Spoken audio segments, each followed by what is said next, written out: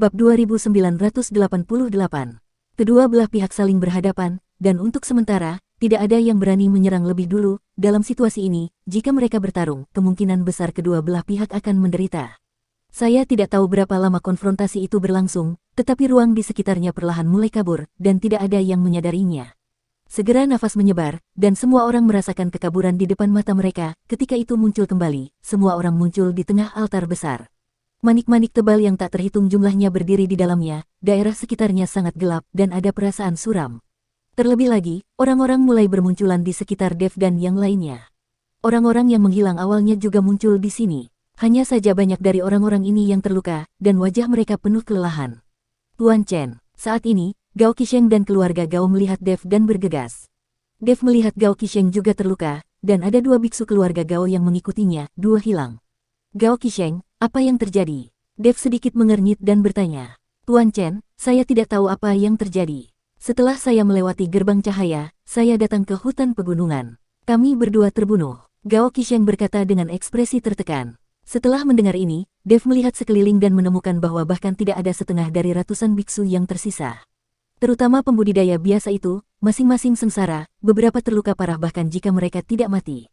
Ini adalah uang buatan manusia yang khas, burung mati-mati untuk dimakan. Untuk mendapatkan harta karun itu, ambillah risiko yang sangat besar. Dev menemukan bahwa hanya pihak mereka yang memiliki biksu paling banyak, dan kemungkinan besar kekuatan mereka seimbang, dan tidak ada yang berani melakukan apapun. Jika Dev tidak bersatu dengan para pembudidaya biasa itu di awal, mereka semua akan terbunuh perlahan, dan tidak akan ada banyak orang yang tersisa. Jinsa, bagaimana situasimu? Di sisi lain, 4 orang lainnya dari 5 elemen Tianxia menemukan Jinsa, dan mereka terkejut ketika melihat darah di sudut mulut Jinsa. Anda harus tahu bahwa mereka adalah cultivator es terkuat di sini. Jika mereka tidak diincar oleh banyak cultivator es, mereka tidak akan pernah terluka. Ketika Jinsa melihat rekannya datang, kepercayaan dirinya langsung menjadi penuh, dan kemudian dia menatap Dev dengan dingin. Seorang anak mengambil keuntungan dari ketidaksiapanku dan menyakitiku, kata Jinsa dengan tatapan membunuh di sekujur tubuhnya. Siapa itu? Berani mengambil tindakan terhadap anggota Liga Penyegel Iblis kita. Musa mengerutkan kening dan bertanya dengan marah. Itu dia. Jinsa menunjuk ke arah Dev. Beberapa orang lain memandang Dev, dan ketika mereka melihat bahwa Dev hanya berada di peringkat keempat dari Body Fit Realm, mereka semua tercengang, wajah mereka penuh ketidakpercayaan. Jinsa, kamu tidak bercanda dengan kami, kan? Orang ini hanya berada di tingkat keempat dari alam komposit, dapatkah dia menyelinap menyerangmu? Yang lain juga tidak percaya. Lagi pula, jarak kekuatan antara keduanya terlalu besar. Jika Anda adalah seorang biksu dari peringkat ke-8 dari alam tubuh komposit dengan bakat luar biasa, adalah mungkin untuk melompat untuk melawan dan mengalahkan seorang biksu dari peringkat ke-9 dari alam tubuh komposit. Tetapi bagi Dev, yang berada di peringkat ke-4 alam komposit, jika dia ingin mengalahkan seorang kultivator di puncak peringkat ke-9 dari alam tubuh yang kompatibel, itu akan menjadi mimpi yang menjadi kenyataan. Aku tidak bercanda, api pada orang ini lebih kuat dari milikmu. Petik 2. Kamu tahu, yang paling aku takuti adalah api, dan berada di tempat api, kekuatanku terganggu. Jinsa menghadapi api, kata Sa. Bahkan jika dia tahu cara bermain api, dia hanya berada di peringkat keempat dari alam tubuh komposit. Kemana dia bisa pergi? Melihat Jinsa tidak mempercayai siapapun, dia hanya bisa berkata, aku akan membawamu kepadanya sekarang, dan membiarkanmu melihat kemampuan sebenarnya dari anak ini. Aku curiga dia menyembunyikan kekuatannya. Bab 2989. Seperti yang dikatakan Jinsa, dia memimpin beberapa orang lainnya menuju Dev. Dev memandang 5 elemen surgawi iblis yang datang sendiri, alisnya sedikit mengernyit dan ekspresinya menjadi bermartabat. Sangat sulit baginya untuk berurusan dengan satu Jinsa, dan sekarang mereka berlima bersama, mereka tidak memiliki peluang untuk menang. Di sisi lain, Ning Kaichen dengan panik mencari putranya, Ning Ken. Kekuatan Ning Ken tidak tinggi, setelah dipisahkan, Ning Kaichen mengkhawatirkan kecelakaan Ning Ken. Tapi setelah melihat sekeliling, dia tidak menemukan sosok Ning Ken di kerumunan, dan sekarang wajah Ning Kaichen menjadi sangat jelek.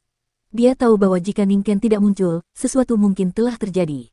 Selama mereka masih hidup, mereka pasti akan diteleportasi ke sini, bahkan orang yang terluka parah dan sekarat, selama mereka bernafas, mereka semua akan datang ke sini. Satu-satunya yang tidak datang adalah yang mati. Hati Ning Kaichen tenggelam, dan ketika Ning Kaichen mencari Ning Ken, dia menemukan seseorang yang sepertinya sengaja bersembunyi darinya. Ning Kaichen berjalan mendekat, dan segera menemukan bahwa ini sebenarnya adalah pelayan keluarga Ning mereka. Orang ini telah mengikuti Ning Ken selama ini, dan Ning Kaichen menarik keluar pelayan keluarga Ning. Tuan, Ketika pelayan keluarga Ning melihat Ning Kaichen, seluruh tubuhnya gemetar ketakutan dan wajahnya menjadi pucat. Baru saja dia sengaja bersembunyi dari Ning Kaichen, tetapi dia tidak ingin ditemukan oleh Ning Kaichen. "Di mana Tuan Muda?" Ning Kaichen bertanya dengan wajah dingin. Tuan, dia. Para pelayan keluarga Ning gemetar dan tidak berani berbicara. "Katakan padaku, ada apa dengan dia, Tuan Muda?" Ning Kaichen menatap. "Tuan, dia sudah mati." Pelayan keluarga Ning akhirnya mengatakannya. Bersenandung, Ning Kaichen merasakan kepalanya berdengung dan hampir jatuh ke tanah. Meskipun dia sudah menebaknya sejak lama, ketika dia mendapat berita yang tepat, dia masih tidak tahan. Setelah beberapa saat, Ning Kaichen bertanya kepada pelayan keluarga Ning, bagaimana Tuan Muda itu mati, dan siapa yang membunuhnya. Pasti ada pelayan dari keluarga Ning yang melindunginya. Kekuatan para pelayan keluarga Ning ini tidak rendah, tidak mungkin Ning Ken terbunuh dengan mudah. Plop, pelayan keluarga Ning tiba-tiba berlutut di tanah, menangis dengan sedihnya dan berkata, "Tuan, ini salah kami, itu karena kami tidak melindungi Tuan Muda dengan baik, dia dibakar hidup-hidup oleh Huosa, satu dari 5 elemen iblis surgawi.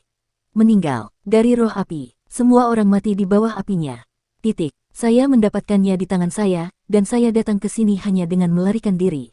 Tolong selamatkan hidup saya, Tuan." Mendengarkan kata-kata pelayan keluarga Ning, tubuh Ning Kaichen bergetar tanpa henti.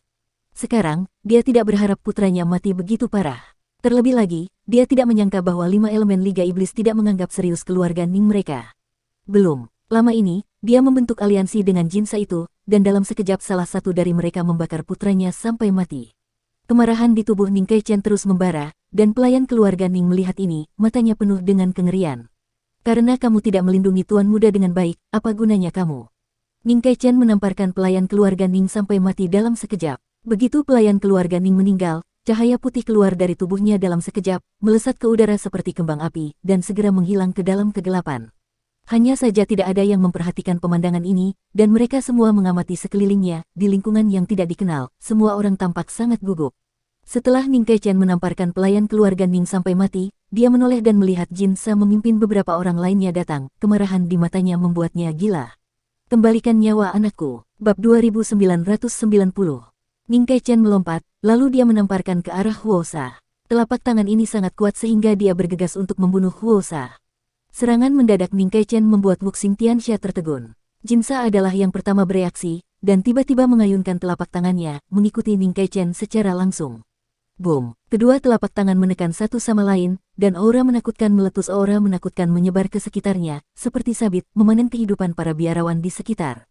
Dua biksu di puncak peringkat ke-9 alam komposit, saling berhadapan di altar sempit ini, dapat membayangkan kekuatan dari mana mereka meletus. Dev dan Lao Sun buru-buru menggunakan kekuatan spiritual mereka untuk membentuk penghalang terhadap aura yang menakutkan. Biksu lain juga menggunakan berbagai cara untuk melindungi diri mereka sendiri. Namun, beberapa biksu yang terluka dan beberapa yang terluka parah, yang tidak memiliki kemampuan untuk melindungi diri, langsung tersapu oleh nafas yang menyebar, dan seluruh tubuh mereka hancur, berubah menjadi tumpukan bubuk. Beberapa lampu putih naik lagi, dan setelah melesat ke udara, mereka menghilang. Dev telah memperhatikannya sepanjang waktu, selama seorang biksu mati, dia akan mengubah kekuatannya sendiri menjadi cahaya putih dan tersedot. Di bawah sepasang telapak tangan, tubuh Ning Kaichen mundur 2 langkah, dan Jinsa terbang mundur. Dia sendiri terluka, jadi mengikuti Ning Kaichen secara langsung, dia sedikit menderita. Jinsa, yang lain dengan cepat membantu Jinsa berdiri. "Ning Kaichen, kamu sangat berani, kamu berani menyerang Feng Momeng kami, aku pikir kamu lelah." Musa berteriak dengan marah, dan hendak menyerang Ning Kaichen. "Berhenti." Jinsa menghentikan Musa, lalu menatap Ning Kaichen dengan wajah bingung dan berkata, "Patriark Ning, apa maksudmu?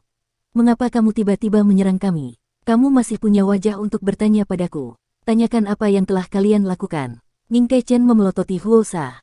Jinsa memandang Huosa dan bertanya, "Huosa, apa yang kamu lakukan?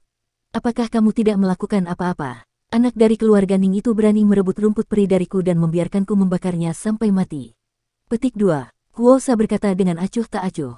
Jinsa mengerutkan kening saat mendengar ini. Ketika Ning Kaichen melihat bahwa Huosa telah membunuh putranya, dia masih mengatakannya dengan enteng, dan kemarahan di hatinya semakin besar. "Aku ingin kamu membayar nyawa putraku." Ning Kaichen meraung dengan marah. "Patriark Ning, aku harap kamu tenang." Jinsa berkata kepada Ning Kaichen. "Tenang, aku membunuh putramu, bisakah kamu?" "Tenang." Ning Kaichen bertanya pada Jinsa. "Patriark Ning, jika kamu harus melakukan sesuatu, apakah menurutmu kamu dan sampahmu adalah lawan dari kami berlima?" Jinsa bertanya pada Ning Kaichen dengan wajah dingin. Ning Kaichen memandang Jinsa dan tidak berbicara. Sekarang 5 elemen dansa surgawi bersatu, dia dan orang-orang dari keluarga Ning sama sekali bukan tandingan kelima orang ini. Pada saat ini, Ning Kaichen tidak menyebutkan betapa marahnya dia, tetapi dia tidak bisa mengalahkannya lagi, dan dia harus membalaskan dendam putranya. Untuk sementara, Ning Kaichen berada dalam dilema. Ketika Dev melihat bahwa keluarga Ning berselisih dengan Wuxing Tianxia, dia sangat gembira. Dia melukai Jinsa, dan iblis surgawi 5 elemen tidak akan pernah membiarkannya pergi. Jika hanya mengandalkan dia, Lao Sun dan orang-orang dari keluarga Gao, mereka tidak akan menjadi lawan dari iblis surgawi 5 elemen. Tetapi jika dia bisa bersatu dengan keluarga Ning dan pembudidaya biasa lainnya, maka dia tidak perlu takut akan balas dendam Jinsa pada dirinya sendiri. Kalian Dewa 5 elemen menindas orang lain dan membunuh biksu lain sesuka hati, itu terlalu tidak masuk akal. Pada saat ini, Dev memimpin yang lain maju, Patriark Ning. Jika Anda ingin membalas dendam, kita bisa bersatu. Dengan cara ini, kamu punya kesempatan, ini sudah berakhir. Kata-kata Dev membuat Ning Kaichen tertegun, dan bahkan Jinsa tertegun. Dia tidak menyangka Dev akan melamar untuk bergabung dengan Ning Kaichen. Orang harus tahu bahwa setengah jam yang lalu, dialah yang membentuk aliansi dengan Ning Kaichen untuk berurusan dengan Dev. Berubah dalam sekejap mata, tapi di dunia surga dan manusia ini, tidak ada teman abadi, hanya kepentingan abadi. Musuh dari musuh adalah teman. Bersambung.